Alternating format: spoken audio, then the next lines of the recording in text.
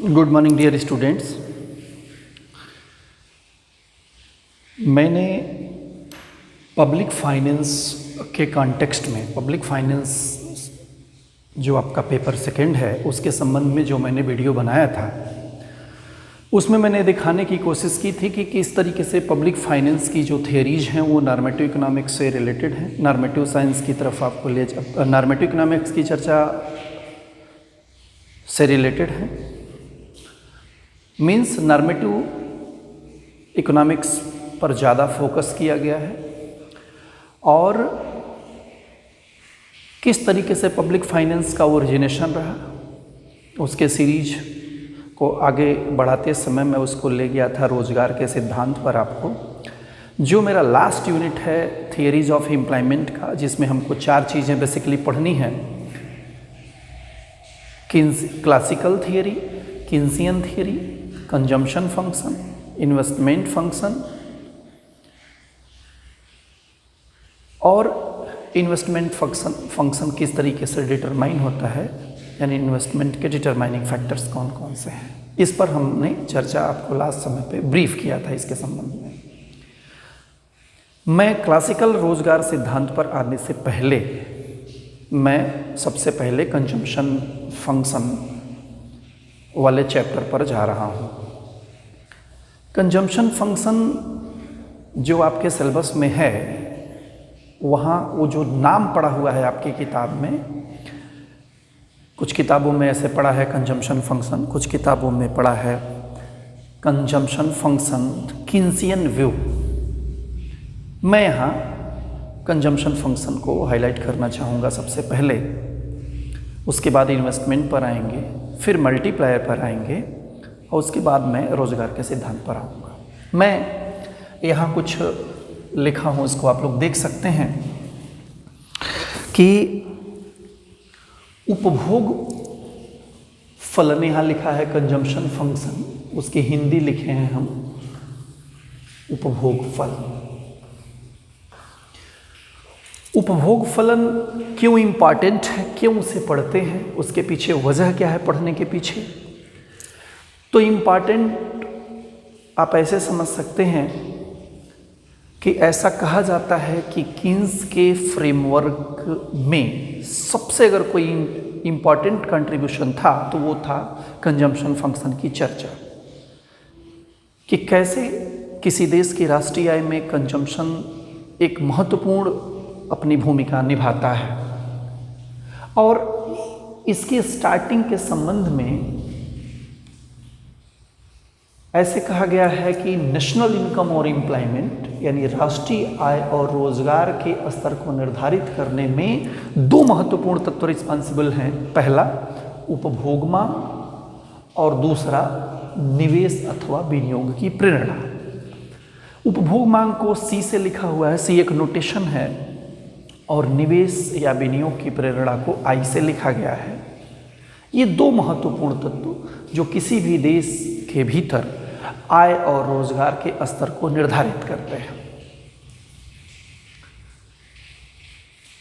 अब उपभोग फलन पर जाने से पहले मैं उपभोग पर आऊं, उपभोग किसे कहते हैं, तो आप सीधे समझते हैं कि उपभोग का मतलब होता है यूज करना, प्रयोग करना। जैसे हमने ये चाक लिया, चाक से हम करते क्या हैं, लिखने का काम करते हैं, लेकिन जब उसे हम इकोनॉमिक्स में ऐसे पढ़ते हैं तो उसे ऐसे कहते हैं इस चाक का हम कंजम्पशन कर रहे हैं, यानी चाक को कंज्यूम कर रहे हैं। अब ये हमारे पास कहाँ से आई, तो आपने कहा कि हमने इसे खरीदा, खरीदने की बात आई तो फिर इसके कीमत की बात आई, कीमत की बात आई तो डिमांड की बात आई। तो वहीं से एक दूसरा हमने नोटेशन समझाने के लिए यहाँ लिखा है demand. Demand is the function of price, यानी कीमत, अन्य वस्तुओं की कीमत, प्राइस ऑफ अदर कमोडिटीज़। इसके लिए हमने जो सिंबल लिया है पीओ लिया है, और ये है वाई तीसरा आई। ये 3 एलिमेंट हमने लिया है, 3 वेरिएबल लिया है। 3 के अलावा बहुत सारे वेरिएबल्स होते हैं जिनको हम डिमांड डिटर्मिनेंट्स के नाम से जानते हैं, मांग को निर्धारित करने वाले तत्व। इस मांग को निर्धारित करने वाले तत्वों में से एक एक को लेकर के हम अलग अलग थियरी को निकाले हैं। इसकी चर्चा आपने बीए फर्स्ट ईयर के माइक्रो इकोनॉमिक्स में की है। हम डिमांड का एक सिंपल एक वेरिएबल लेते हैं P, तो हम कहते हैं यदि अन्य बातें समान रहें तो डिमांड और प्राइस के बीच में नेगेटिव संबंध पाया जाता है। अर्थात यदि किसी वस्तु की कीमत गिरती है तो उस वस्तु की मांग को हम बढ़ाते हैं। जब कोई वस्तु हमारे पास है तो है इसका सीधा मतलब ये जाता है कि हम उसको खरीद करके ले आए हैं, खरीदे हैं, तो इसका मतलब है मेरे पास पैसा है तभी हमने उसे खरीदा है। मीन्स कि कंजम्पशन के संबंध में हम डिमांड की चर्चा करते हैं। डिमांड के डिटरमाइनिंग फैक्टर जो भी हैं वो हम उससे रिलेटेड बहुत सारी थ्योरीज की चर्चा भी किए हुए हैं, आप पहले से पढ़े भी हुए हैं। हम सिर्फ इतना कहना चाहते हैं कि अगर किसी वस्तु की कीमत देने के लिए हमारे पास पैसा है, हम तैयार हैं, तो वो वस्तु हमको मिलती है, हम उसे यूज करते हैं। टेक्निकल लैंग्वेज में हम उसे कहते हैं, उसको हम कंज्यूम करते हैं। तो एक बात कि कंज्यूम करना, उपभोग करने का मतलब है यूज करना, प्रयोग करना। अब जिस तरीके से डिटरमाइनिंग फैक्टर किसी एक के होते हैं, जैसे डिमांड के डिटरमाइनिंग फैक्टर हैं, उसी तरीके से उपभोग को निर्धारित करने वाले भी बहुत सारे तत्व हैं जिसको हम कहते हैं कंजम्पशन।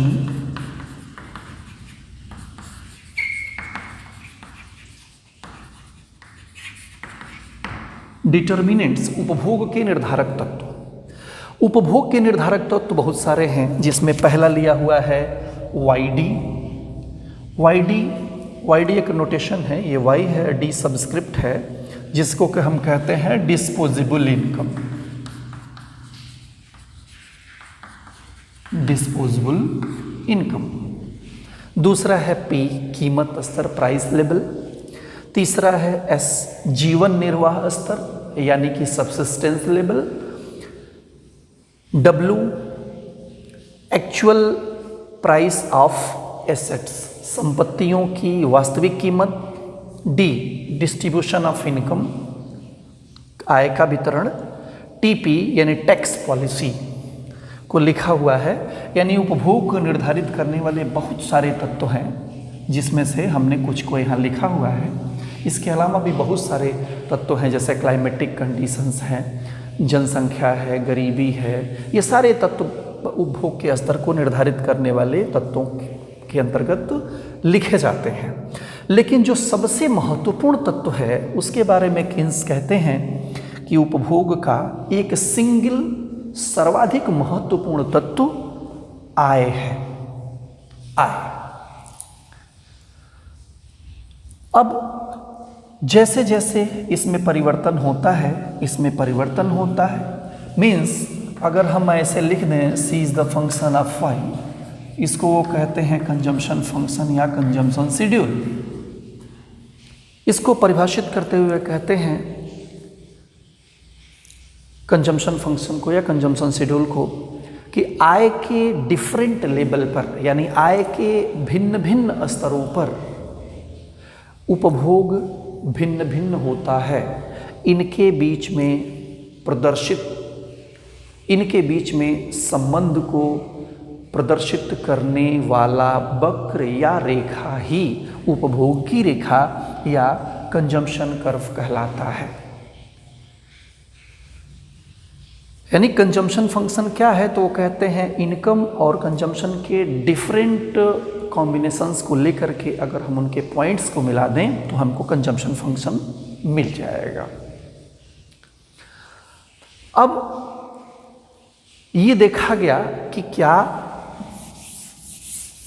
आय के स्तर से अगर उपभोग प्रभावित होता है, तो अगर किसी व्यक्ति के पास आय नहीं है तो क्या वो उपभोग नहीं करेगा?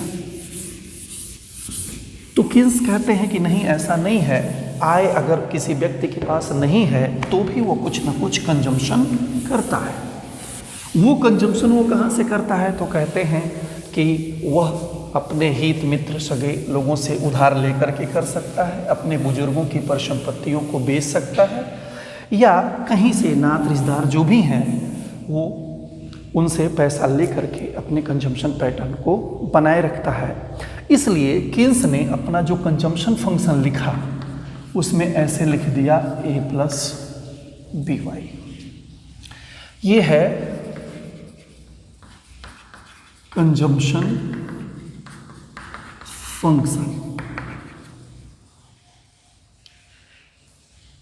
इसमें a, b और y, a को कहते हैं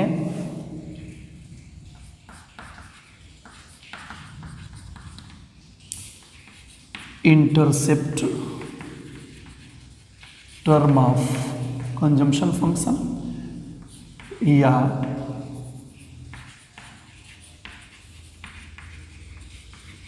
ऑटोनॉमस कंजम्पशन, उपभोग फलन का इंटरप्रेटर या ऑटोनॉमस कंजम्पशन स्वायत्त उपभोग, जिसको ए से प्रदर्शित करते हैं।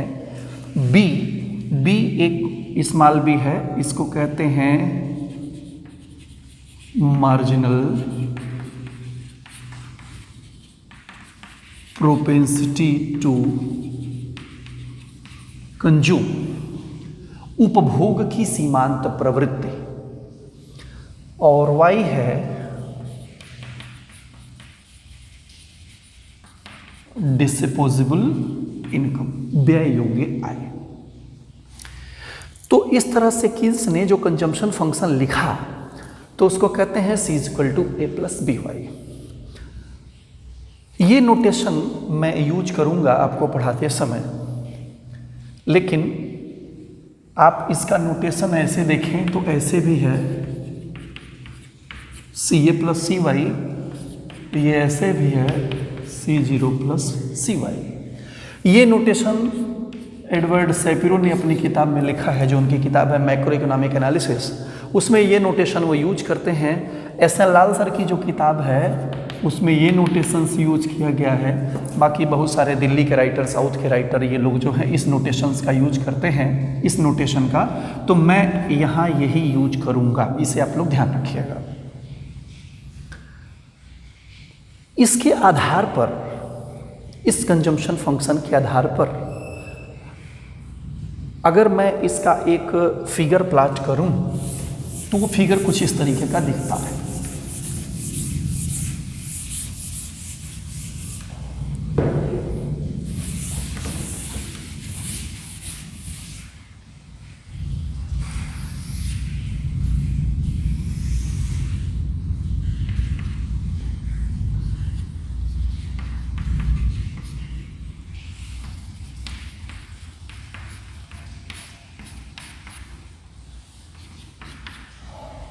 ये रेखा हमने खींच दिया 45 डिग्री का। हमने कहा था ये एक स्केल लाइन है 45 डिग्री की, और ये हमने खींच दिया सी। सी में जो ये हिस्सा है ये ए है,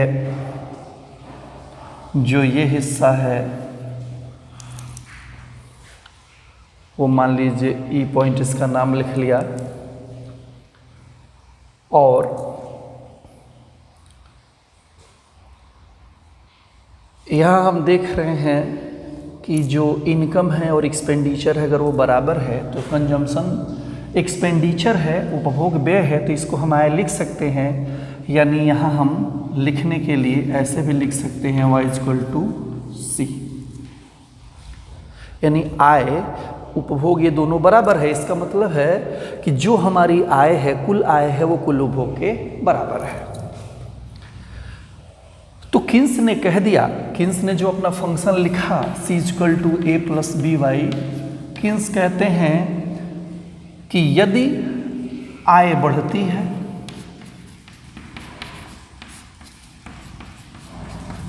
तो उपभोग बढ़ता है।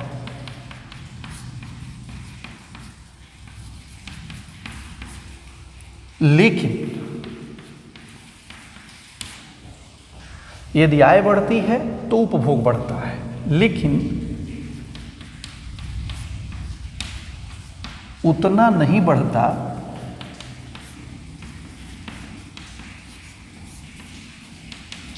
जितनी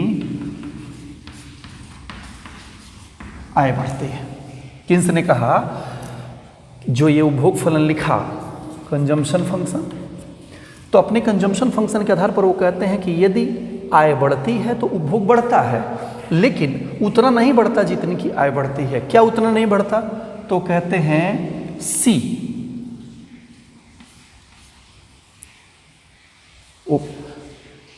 अब फिर से ध्यान दें कि यदि आय बढ़ती है तो उपभोग बढ़ता है, यानी इनकम के बढ़ने पर कंजम्पशन बढ़ता है, लेकिन उतना नहीं बढ़ता जितनी की आय बढ़ती है। इसका मतलब है कि कंजम्पशन बढ़ता तो है, लेकिन आय के बढ़ने की तुलना में वो थोड़ा कम बढ़ता है। वजह क्या है?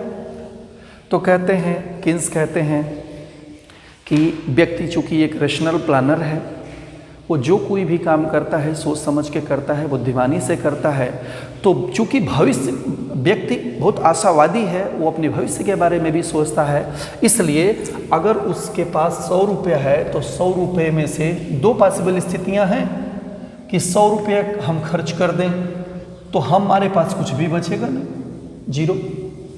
अब इसको नोटेशन के तौर पर लिखें तो ये हो जाएगा वाई, ये हो जाएगा सी और ये हो जाएगा एस। यानी जो हमारी इनकम है ये दो पार्ट में बटी, या तो उपभोग किया या तो बचत किया, बचा लिया।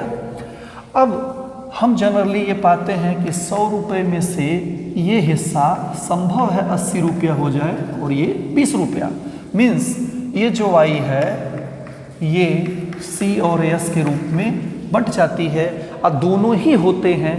इसलिए वो कहते हैं कि आय बढ़ती है तो उपभोग बढ़ता है, लेकिन उतना नहीं बढ़ता जितनी की आय बढ़ती है। और यहीं से थोड़े से और हम थोड़ा डिटेल अगर जाएं तो एक कॉन्सेप्ट दिया था प्रोफेसर किन्स ने पैराडॉक्स ऑफ थ्रिफ्ट का, जिसको हम बचत का विरोधाभास कहते हैं। तो कहते हैं कि जो कुछ भी हमने बचाया है, यानी बचत किया हुआ जो पैसा है वो हमारा उपभोग को काट करके किया गया है, यानी कि उपभोग में कटौती को करने के उपरांत ही हम बचत करते हैं। इसीलिए उसको कहा जाता है बचत का विरोधाभास। यानी कि जो कुछ हमने बचत किया है वो कहीं और से नहीं किया है, बल्कि अपने कंजम्पशन को काटा है, तब जा करके वो बचत किया है। तो किन्स ने क्या कहा कि y = c + s, इसके y के दो कंपोनेंट, कंजम्पशन का और सेविंग का। तो मैथमेटिकली हम उसे ऐसे भी देख सकते हैं। कंक्लूड क्या किया किन्स ने कि यदि आय बढ़ती है तो उपभोग बढ़ता है, लेकिन उतना नहीं बढ़ता जितनी की आय बढ़ती है। अब इसी बात को दिमाग में रख करके किन्स ने जो ये अपने कंजम्पशन फंक्शन को हाईलाइट किया, वो कहते हैं कि इस कंजम्पशन फंक्शन को कहते हैं फंडामेंटल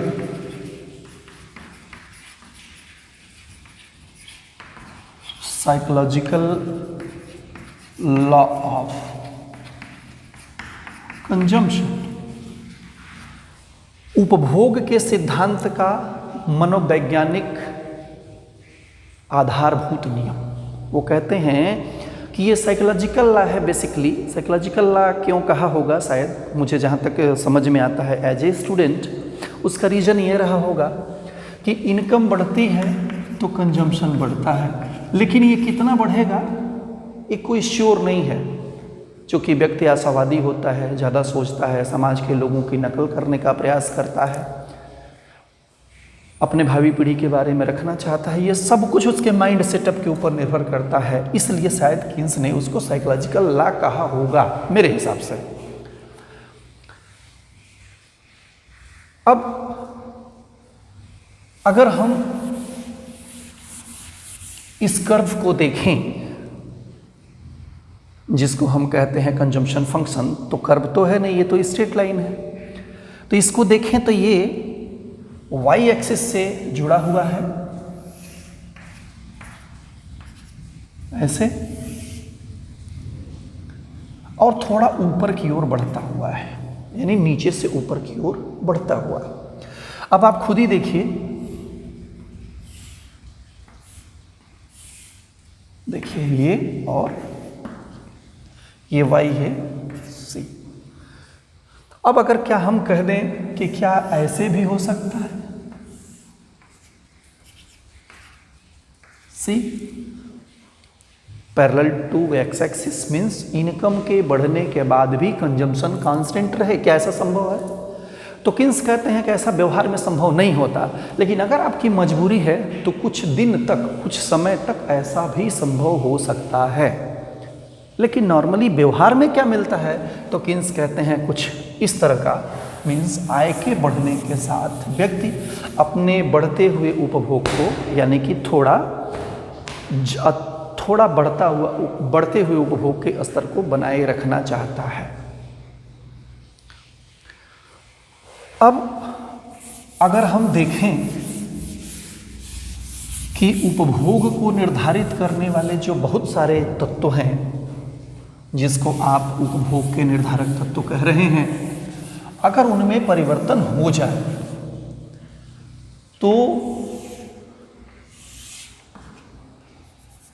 ये पूरा का पूरा जो कर्व है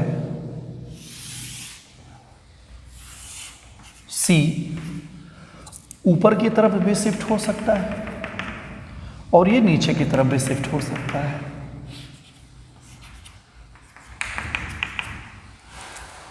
यानी कि C डबल डैश और ये C डैश, यानी कि सरकार के उपभोग को निर्धारित करने वाले जितने भी महत्वपूर्ण तत्व हैं, अगर उनमें परिवर्तन होता है तो पूरा का पूरा कर्व ऊपर की तरफ शिफ्ट हो सकता है या नीचे की तरफ शिफ्ट हो सकता है। आप देख रहे हैं, या ये दोनों कंडीशन हो सकती है। वजह क्या है? प्रोपेंसिटी टू कंज्यूम का चेंज होना, उपभोग की सीमांत प्रवृत्ति का चेंज होना। आप ये देख रहे हैं, हम अगर अब में भी पढ़ाते समय हम कहीं सिंबल भूल जाएं तो आप इसे याद रखिएगा। यहाँ y है, आय है और ये उपभोग है।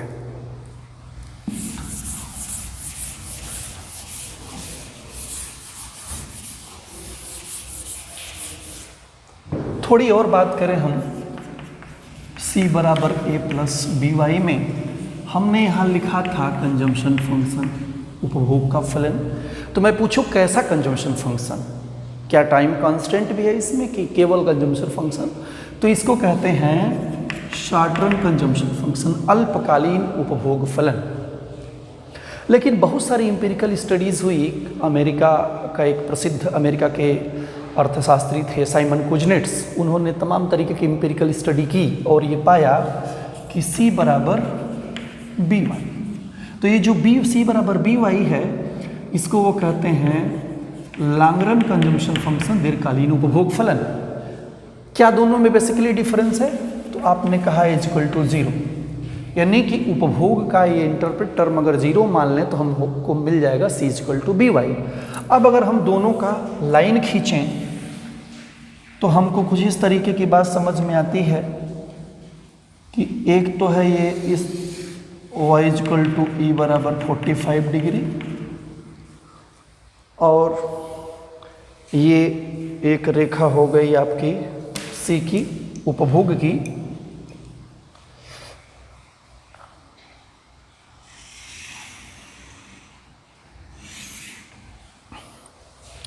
ये खींच दिया हमने,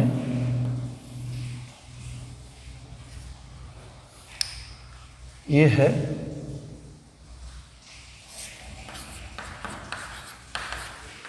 बी वाई, और इसको हमने खींचा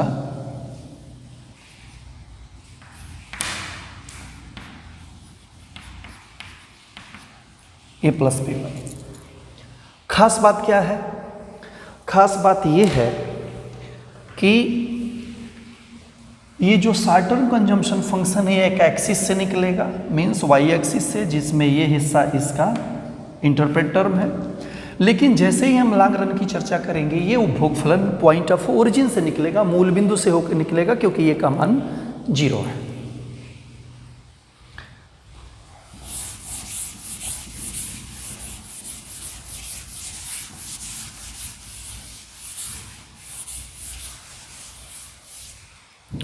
अब इसमें एक और इम्पॉर्टेंट हिस्सा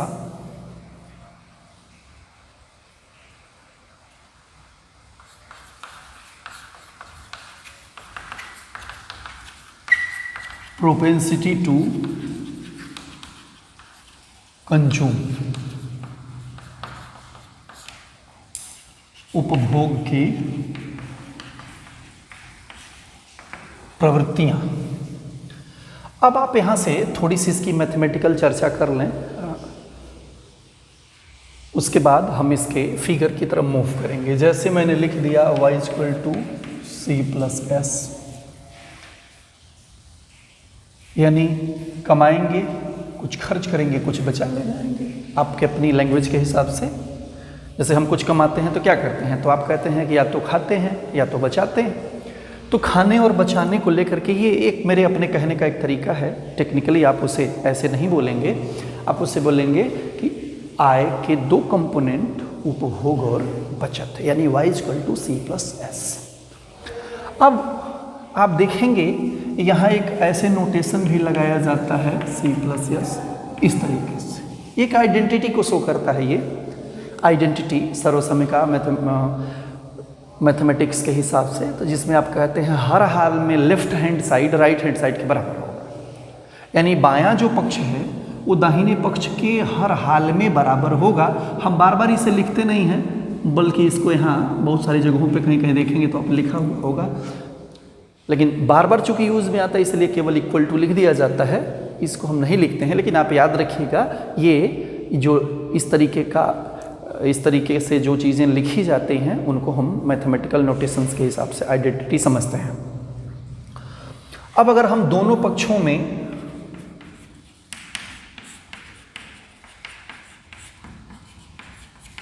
y से भाग दे दें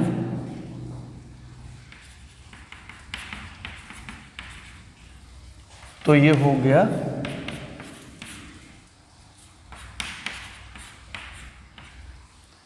ये हो गया 1, ये हो गया c/y, ये हो गया s/y। एक तो इक्वेशन आपका ये हो गया। इसको हम ऐसे रहने दें, इसको बोलते हैं APC और इसको बोलते हैं APS।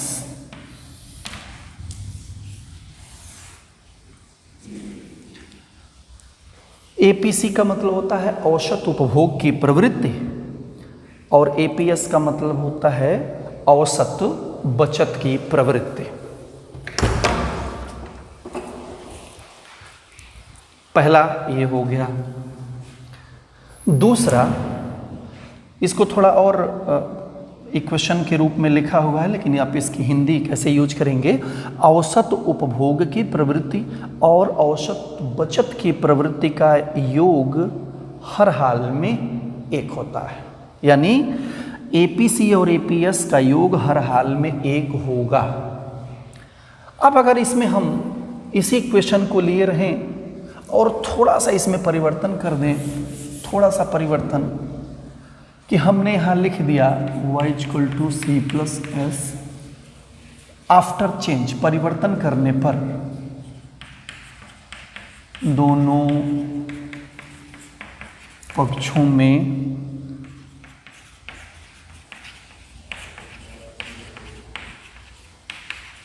परिवर्तन करने पर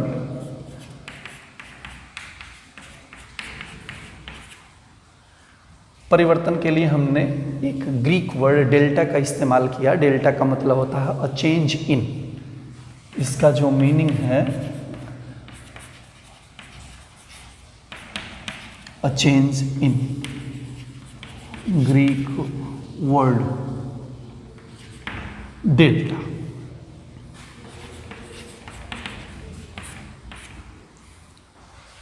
अब हम दोनों पक्षों में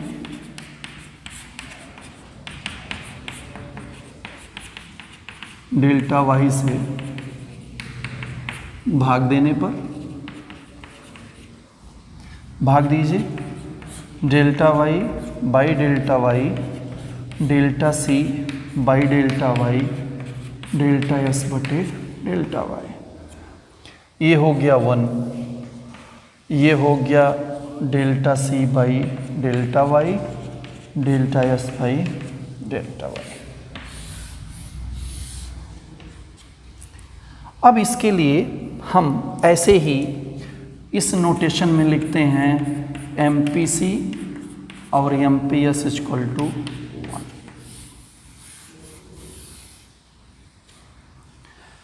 हिंदी क्या बनी? सीमा उपभोग की सीमांत प्रवृत्ति और बचत की सीमांत प्रवृत्ति दोनों का योग इकाई के बराबर होता है। यानी हमको दो फार्मूले मिले, एक तो मिला APC plus APS equal to 1, दूसरा मिला MPC plus MPS equal to 1।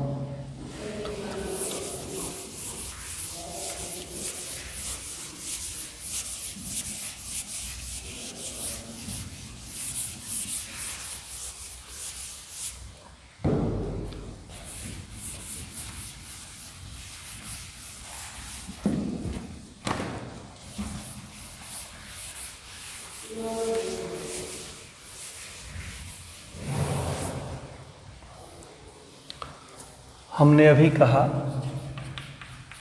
APC APS equal to 1, MPC MPS equal to 1। अब मैं पूछूं कि consumption function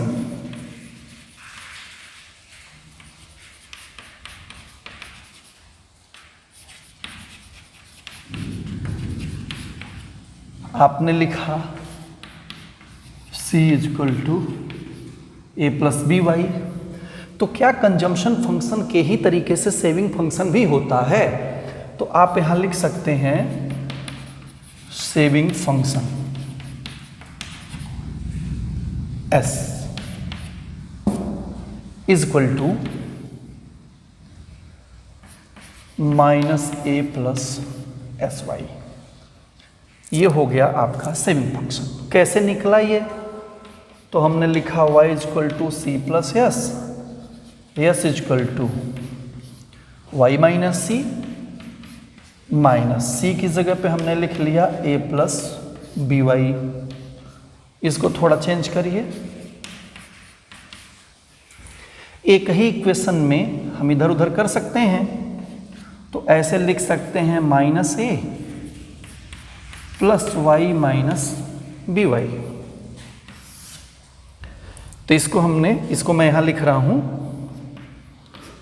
minus A plus 1 minus B Y. तो ये हो गया minus A plus S Y. ये हो गया आपका सेविंग फंक्शन। क्या किया है हमने? तो अभी आपने एक चीज और देखा था, ये इक्वेशन देखा था M P C plus M P S equal to 1। तो एम पी सी के लिए हम स्मॉल बी लिख रहे हैं और एम पी एस के लिए स्मॉल एस लिख रहे हैं, ये हो गया 1। तो यहाँ से हम लिख सकते हैं S equal to 1 minus B. हमने कुछ नहीं किया, हमने y equal to C plus S में s को इधर कर दिया, पक्षांतर कर दिया और इसको प्रूव किया, s का मान आ गया ये उपभोग फलन और बचत फलन।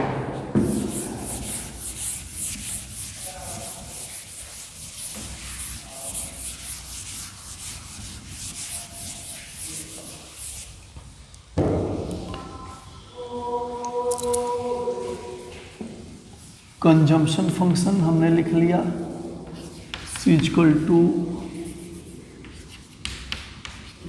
ए plus B Y. Saving function S equal to minus A plus S Y. अब y बराबर C प्लस एस इसमें प्रूफ करिए। तो C प्लस एस को, C को हम यहां से लिख दे रहे हैं A plus B Y plus S को लिखिए minus A plus S Y. तो a plus B Y minus A plus S Y, ये दोनों कैंसिल आउट हो जाएंगे। ये हो गया B Y plus S Y, Y यहाँ हो गया, ये हो गया B plus S equal to Y. तो आप देख रहे हैं लेफ्ट हैंड साइड हर हाल में राइट हैंड साइड के बराबर है। अब कंजम्पशन फंक्शन सेविंग फंक्शन जो आपने निकाला उसको आपने इस अपने इक्वेशन में रखा तो देखा कि दाहिना जो पक्ष है वो ठीक बाएं पक्ष के बराबर है, यानी जो हमने निकाला है वो एक्यूरेट है, करेक्ट है। अब इसमें हम एक थोड़ी सी और इसमें चर्चा कर रहे हैं कि कंजम्पशन फंक्शन और सेविंग फंक्शन जो आपने लिखा है, इसमें अगर y का मान हम 0 रख दें तो क्या होगा? यानी दोनों फलनों में अगर y का मान 0 रख दें तो यहां देखिए c बराबर आता है a और s बराबर आता है माइनस a। इसको थोड़ा इधर ले आइए, तो इसको हम ऐसे लिख रहे हैं। तो आप इन दोनों इक्वेशन को देखिए तो आपको समझ में आएगा c equal to minus S. मतलब क्या हुआ कि अगर कभी आय शून्य हो जाती है, यानी कि अगर हम कुछ ना कमाएं तो क्या हम अपना खर्च कहाँ से चलाते हैं? तो आपने कहा कि वो खर्चा या तो हमारे बुजुर्गों ने कुछ परिसंपत्तियों को पहले से रखा है, जैसे ज़मीन हो गई, जायदाद हो गई, या हम पहले से अमीर हैं तो हम उनको बेच करके खाते हैं, या तो हम किसी से उधार लेकर के खाते हैं, या जैसे भी हम अपने कंजम्पशन के लेवल को मेंटेन रखते हैं। मीन्स किसी भी दशा में y के शून्य होने के बावजूद भी कंजम्पशन 0 नहीं होता। अब अगर एक बेसिक क्वेश्चन हम आपसे कहें कि क्या कभी भी किसी भी परिस्थिति में कंजम्पशन 0 हो सकता है? कभी भी? तो आप अगर ध्यान से सोचें तो आपको समझ में आएगा कि कंजम्पशन कभी शून्य नहीं होता, कभी भी किसी भी दशा में। जैसे एक छोटा बच्चा है जो अपनी माँ के पेट में है, तो क्या उसका कंजम्पशन 0 है? तो आपको समझ में आएगा कि नहीं। जो उसकी माँ खाती पीती है वो उसके बच्चे को बायोलॉजिकल प्रोसेस के थ्रू मिलता रहता है। एक छोटा बच्चा जो पैदा नहीं हुआ है उसकी तो आप बात छोड़ दीजिए, जो लोग पैदा हुए हैं बड़े, उनकी तो आप बात ही छोड़ दीजिए। मीन्स छोटे बच्चे का भी कंजम्पशन 0 नहीं होता। तो मैं पूछूं क्या दुनिया में कोई ऐसा भी व्यक्ति है या कोई ऐसे जीव जंतु हैं, जानवर हैं जिनका कंजम्पशन 0 हो सकता है? तो आपने कहा कभी किसी भी दशा में नहीं संभव है, इसलिए C is not equal to 0। हमेशा और हर जगह किसी भी देश और काल में C का मान 0 संभव नहीं है। जिस तरह से हमने उपभोग के निर्धारित करने वाले तत्वों में से आय को लेकर के हमने उपभोग फलन खींचा, क्या उपभोग फलन का जो ग्राफ खींचा, क्या उससे संबंधित हम सेविंग फंक्शन का भी ग्राफ खींच सकते हैं? तो ये हो गया consumption function and saving function.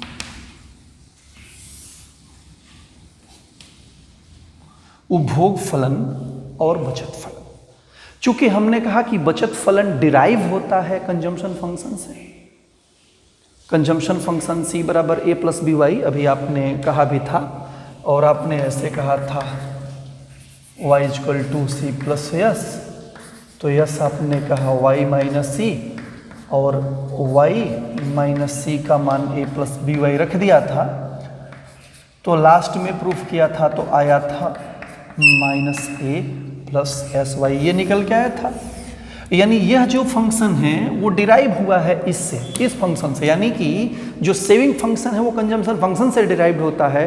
तो क्या दोनों को एक साथ देखा जा सकता है? मीन्स कंजम्पशन फंक्शन को अगर हम प्लॉट कर दें ग्राफिकली तो उसको देखते हुए सेविंग फंक्शन किस तरह का होगा, इस पर मैं आगे चर्चा करूँगा। धन्यवाद।